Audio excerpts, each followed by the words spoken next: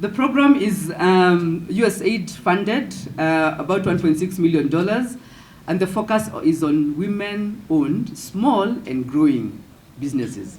I.e., if the business is not interested in growing, we will be concerned, because one of our outcomes is to create employment. And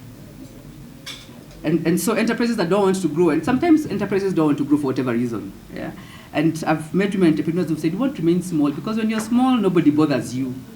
You can stay away from many eyes, and I'll not mention the eyes, but you can stay away from many eyes when you're small. Right? Once you become big, you become visible to more people. But anyway, our focus is on those that are interested in growing.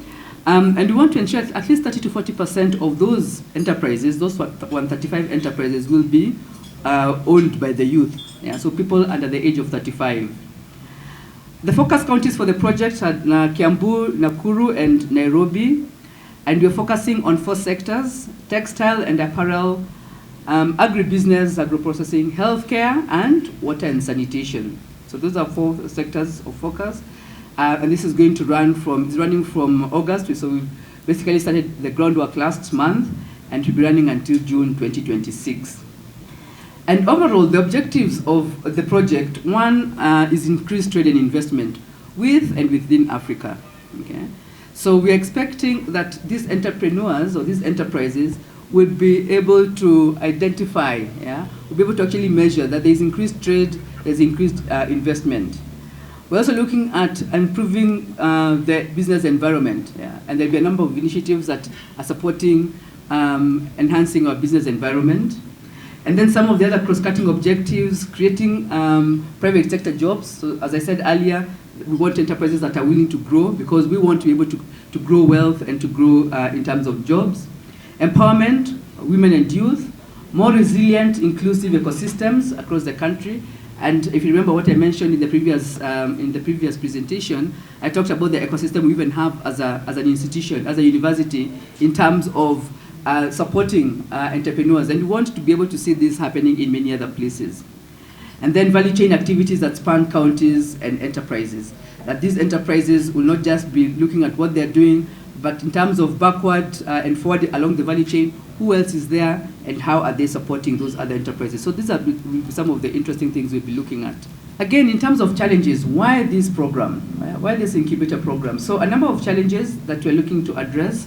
One is limited access to finance, and so through the program, we are going to support the developing of what we call investor pitches, so that when the entrepreneur can actually approach investors and make a pitch for 2 or 3 or 5 or 10 minutes, depending on how much time they're given, and be able to convince an investor to put money in their business.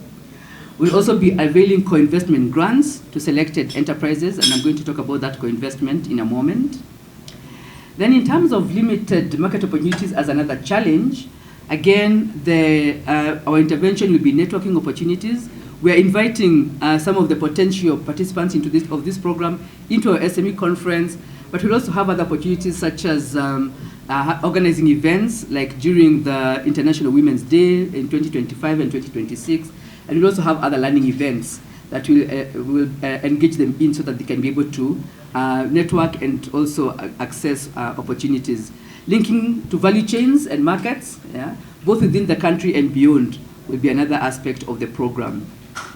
The other challenge that most of the women entrepreneurs face is limited access to business development services. So many of them struggle with being able to get the right help.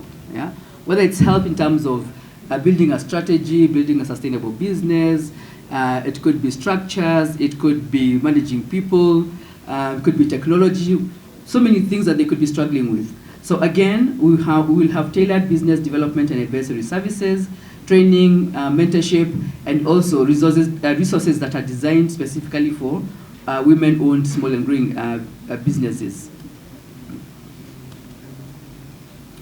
The other challenge, weak ecosystem support. I think I've talked about the ecosystem quite a bit now.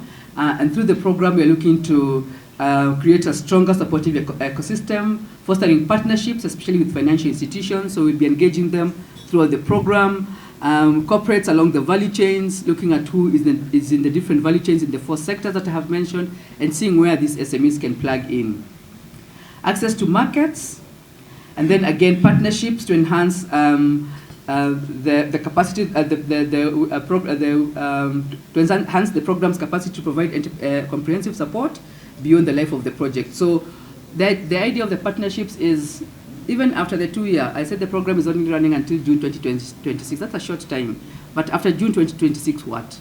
So what we'd hope is that the programs or the enterprises will have developed such partnerships that can exist beyond 2026.